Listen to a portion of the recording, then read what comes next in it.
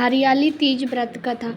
पुराणों में हरियाली तीज की ये कथा काफ़ी प्रचलित है। कहा जाता है कि स्वयं भगवान शिव ने माता पार्वती को उनके पूर्व जन्म के बारे में याद दिलाने के लिए यह कथा सुनाई थी। शिव जी कहते हैं, हे पार्वती, बहुत समय पहले की बात है, जब तुमने हिमालय पर मुझे वर के रूप में पाने के लिए कठोर तप किया था।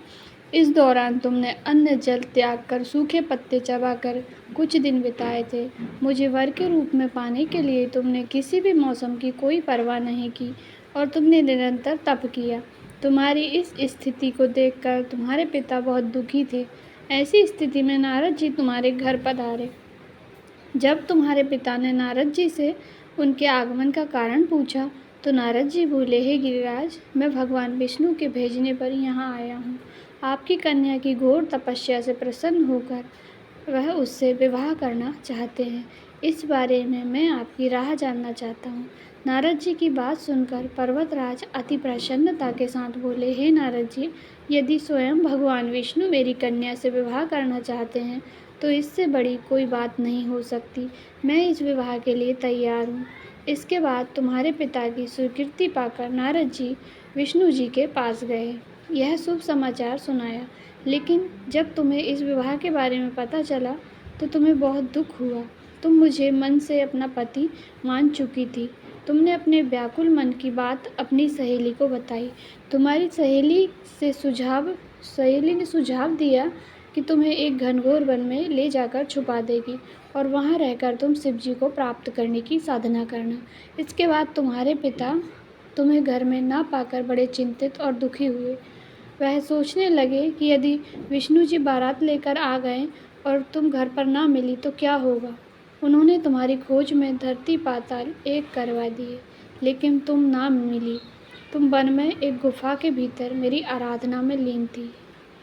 भाद्रपद तृतीया शुक्ल को तुमने रेत से एक शिवलिंग का निर्माण कर मेरी आराधना की, जिससे प्रसन्न होकर मैंने तुम्हारी मनोकामना पूर्ण की।